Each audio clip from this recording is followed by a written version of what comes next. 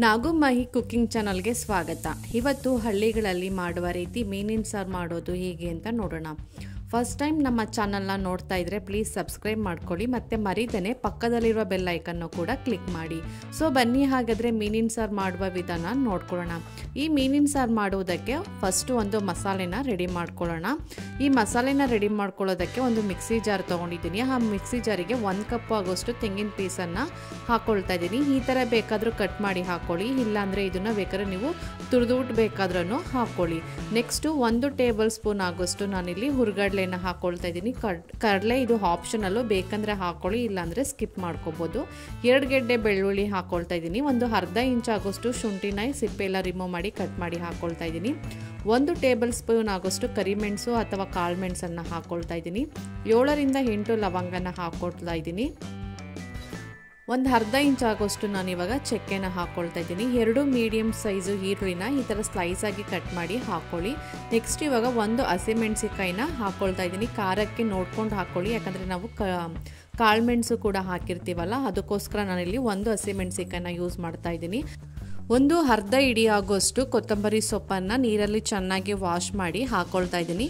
ಸ್ವಲ್ಪ ನೀರು ಹಾಕಿ ತರಿಯಾಗಿ ರುಬ್ಕೊಂಡು ಬರೋಣ. ನೋಡಿ, ಈ ಥರ ರುಬ್ಬಾದ್ಮೇಲೆ ಇದಕ್ಕೆ 3 ರಿಂದ 4 ಟೊಮೊಟೊನ ಕಟ್ ಮಾಡಿ ಹಾಕ್ಕೊಳ್ತಾ ಇದ್ದೀನಿ. ಈ ಥರ ಚಿಕ್ಕದಾಗಿ ಕಟ್ ಮಾಡಿ ಹಾಕ್ಕೊಂಡು ಇದನ್ನು ಕೂಡ ಫೈನಾಗಿ ರುಬ್ಕೊಂಡು ಬರೋಣ. ನೋಡಿ, ಈ ರೀತಿ ರುಬ್ಕೋಬೇಕು. ನೆಕ್ಸ್ಟು ಇಲ್ಲಿ 2.5 kg ಆಗೋಷ್ಟು ನಾನು ಮೀನನ್ನು ತೊಗೊಂಡಿದ್ದೀನಿ. ಇದನ್ನು ಕ್ಲೀನ್ ಮಾಡಿದ್ಮೇಲೆ 1.25 kg ಆಗಿದೆ. ಇದನ್ನು ಉಪ್ಪು ನೀರಲ್ಲಿ ಚೆನ್ನಾಗಿ ಈ ರೀತಿ ತೊಳೆದುಕೊಂಡಿದ್ದೀನಿ. ಇದಕ್ಕೆ ಸ್ವಲ್ಪ ಉಪ್ಪಾಕಿ ಇದನ್ನು ಕೂಡ ಮ್ಯಾರಿನೇಟ್ ಮಾಡಿ ಇಟ್ಕೊಂಡಿದ್ದೀನಿ.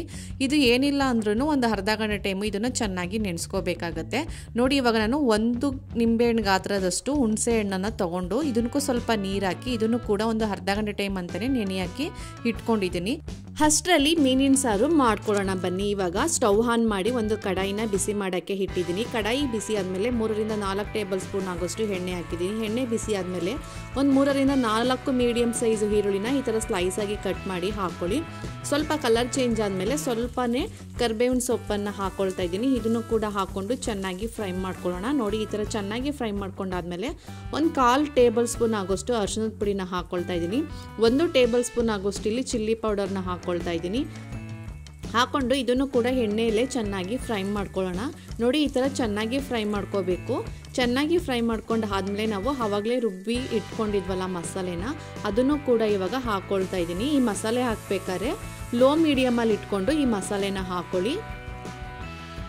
ಈ ಮಸಾಲೆ ಒಂದು 5 ನಿಮಿಷ ಎಣ್ಣೆಲೆ ಈ ಥರ ಚೆನ್ನಾಗಿ ಫ್ರೈ ಮಾಡ್ಕೊಳ್ಳೋಣ. ನೋಡಿ, ಈ ಥರ ಚೆನ್ನಾಗಿ ಫ್ರೈ ಮಾಡ್ಕೊಂಡು ಆದಮೇಲೆ ಇಲ್ಲಿ ಮನೇಲೇ ಮಾಡಿರುವಂತಹ ಖಾರದ ಪುಡಿನ ಉಪಯೋಗಿಸ್ತಾ ಇದ್ದೀನಿ. ಇಲ್ಲಿ 2 ರಿಂದ 3 ಟೇಬಲ್ ಸ್ಪೂನ್ ಆಗೋಷ್ಟು ನಾನು ಖಾರದ ಪುಡಿನ ಹಾಕ್ಕೊಳ್ತಾ ಇದ್ದೀನಿ. ಖಾರದ ಪುಡಿ ಇಲ್ಲ ಅಂತ ಹೇಳಿದ್ರೆ 2 ಟೇಬಲ್ ಸ್ಪೂನ್ ಅಷ್ಟು ಧನಿಯಾ ಪೌಡರು ಮತ್ತು 1.5 ಸ್ಪೂನ್ ಆಗೋಷ್ಟು ಚಿಲ್ಲಿ ಪೌಡರ್ನ ಹಾಕ್ಕೊಂಡು ಬೇಕಾದ್ರೆ ನೀವು ಮಾಡ್ಕೋಬೋದು. ಖಾರದ ಪುಡಿ ಎಲ್ಲ ಹಾಕಿ ಒಂದ್ಸಲಿ ಚೆನ್ನಾಗಿ ಮಿಕ್ಸ್ ಮಾಡ್ಕೋಬೇಕು. ಚೆನ್ನಾಗಿ ಮಿಕ್ಸ್ ಮಾಡ್ಕೊಂಡು ಆದಮೇಲೆ ನೀರನ್ನು ಹಾಕ್ಕೊಳ್ತಾ ಇದ್ದೀನಿ. ನೀರನ್ನು ನೋಡ್ಕೊಂಡು ಹಾಕ್ಕೊಳ್ಳಿ. ತುಂಬಾ ಗಟ್ಟಿನೂ ಇರಬಾರ್ದು, ತುಂಬಾ ತೆಳುವಾಗಿ ಕೂಡ ಇರಬಾರ್ದು. ನೋಡಿ, ಈ ಥರ ಇರಬೇಕು. ಇದು ಇವಾಗ ರುಚಿಗೆ ತಕ್ಕಷ್ಟು ಉಪ್ಪನ್ನು ಹಾಕ್ಕೊಳ್ತಾ ಇದ್ದೀನಿ. ನೋಡ್ಕೊಂಡು ಹಾಕ್ಕೊಳ್ಳಿ. ನಾವು ಆವಾಗಲೇ ಮೀನಿಗೂ ಕೂಡ ಮ್ಯಾರಿನೇಟ್ ಮಾಡೋಕ್ಕೆ ಉಪ್ಪು ಹಾಕಿದ್ದೀವಿ. ಸ್ವಲ್ಪನೇ ಉಪ್ಪನ್ನು ಹಾಕ್ಕೊಂಡು ಒಂದ್ಸಲಿ ಚೆನ್ನಾಗಿ ಈ ಥರ ಮಿಕ್ಸ್ ಮಾಡ್ಕೋಬೇಕು. ನೋಡಿ, ಇದು ಏನಿಲ್ಲ ಅಂದ್ರೂ ಒಂದು 15 ರಿಂದ 20 ನಿಮಿಷ ಚೆನ್ನಾಗಿ ಕುದಿಸ್ಬೇಕು. ಮೀನು ಹಾಕಿ ಕುದಿಸ್ಬಾರ್ದು. ಈ ಮಸಾಲೆಯನ್ನು ಈ ಥರ ಚೆನ್ನಾಗಿ ಕುದಿಸ್ಕೋಬೇಕು. ಆವಾಗಲೇ ಮೀನು ಸಾರು ತುಂಬಾ ಟೇಸ್ಟು ಚೆನ್ನಾಗಿರುತ್ತೆ. ನಾವು ಆವಾಗಲೇ ಹುಣಸೆ ಹಣ್ಣನ್ನ ಕಲಸಿ ಇಟ್ಕೊಂಡಿದ್ವಲ್ಲ, ಅದನ್ನು ಕೂಡ ಇವಾಗ ಆ್ಯಡ್ ಮಾಡಿಕೊಂಡು ಒಂದ್ಸಲಿ ಚೆನ್ನಾಗಿ ಮಿಕ್ಸ್ ಮಾಡ್ಕೊಳ್ತಾ ಇದ್ದೀನಿ. ಈ ಮೀನು ಸಾರು ಮಾಡೋದು ತುಂಬಾ ಸುಲಭ, ತುಂಬಾ ರುಚಿಯಾಗಿ ಕೂಡ ಇರುತ್ತೆ. ನೋಡಿ, ಇವಾಗ ಇದು ಚೆನ್ನಾಗಿ ಕುದೀತಾ ಇದೆ. ಈ ನೊರೆ ಎಲ್ಲ ಕಡಿಮೆ ಆಗಬೇಕು. ಅಲ್ಲಿ ಗಂಟ ಇದನ್ನು ಹೈ ಫ್ಲೇಮಲ್ಲಿ ಇಟ್ಕೊಂಡು ಈ ಥರ ಚೆನ್ನಾಗಿ ಕುದಿಸ್ಕೋಬೇಕಾಗತ್ತೆ.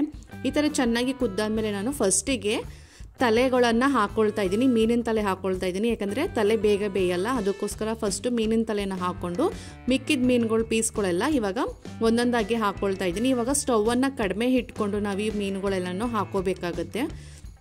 ನೋಡಿ, ಈ ಥರ ಮೀನೆಲ್ಲ ಹಾಕ್ಕೊಂಡಾದ್ಮೇಲೆ ಒಂದ್ಸಲಿ ಈ ಮೀನೆಲ್ಲ ಆ ಮಸಾಲೆ ಜೊತೆಗೆ ಚೆನ್ನಾಗಿ ಮಿಕ್ಸ್ ಮಾಡಬೇಕು. ಅದಕ್ಕೋಸ್ಕರ ನಾನು ಈ ಥರ ಚೆನ್ನಾಗಿ ಮಿಕ್ಸ್ ಮಾಡ್ಕೊಳ್ತಾ ಇದ್ದೀನಿ. ಈ ಥರ ಚೆನ್ನಾಗಿ ಮಿಕ್ಸ್ ಮಾಡ್ಕೊಂಡು ಆದಮೇಲೆ ಇವಾಗ ಸ್ಟವನ್ನು ಆಫ್ ಮಾಡಿ ಸ್ವಲ್ಪ ಲಾಸ್ಟಲ್ಲಿ ಈ ಥರ ಚಿಕ್ಕದಾಗಿ ಕಟ್ ಮಾಡಿ ಕೊತ್ತಂಬರಿ ಸೊಪ್ಪನ್ನು ಹಾಕ್ಕೊಳ್ತಾ ಇದ್ದೀನಿ. ತುಂಬಾ ಟೇಸ್ಟು ಚೆನ್ನಾಗಿರುತ್ತೆ. ನೋಡಿ, ಈ ಥರ ಲಾಸ್ಟಲ್ಲಿ ಈ ಥರ ಕೊತ್ತಂಬರಿ ಸೊಪ್ಪೆಲ್ಲ ಹಾಕಾದ್ಮೇಲೆ ಒಂದು ಪ್ಲೇಟನ್ನು ಮುಚ್ಚಿ ಒಂದು 5 ರಿಂದ 10 ನಿಮಿಷ ಇದನ್ನು ಹಾಗೆ ಬಿಟ್ಬಿಡಬೇಕು. ಇದು ಬಿಸಿ ಇದ್ದಾಗಲೇ ತಿಂದ್ರೇ ಅಷ್ಟೇನು ರುಚಿ ಇರಲ್ಲ. ಇದು ತುಂಬಾ ತಣ್ಣಗಾಗಬೇಕು, ಆವಾಗಲೇ ಈ ಮೀನು ಸಾರು ತುಂಬಾ ಟೇಸ್ಟ್ ಚೆನ್ನಾಗಿರುತ್ತೆ. ನೀವೇನಾದ್ರೂ ಮಧ್ಯಾಹ್ನಕ್ಕೆ ಮಾಡ್ತಾ ಇದ್ದೀವಿ ಮೀನು ಸಾರು ತಿಂತೀವಿ ಅಂತ ಹೇಳಿದ್ರೆ ಇದನ್ನು ಬೆಳಿಗ್ಗೆನೇ ಮಾಡಿ ಇಟ್ಕೋಬೇಕು.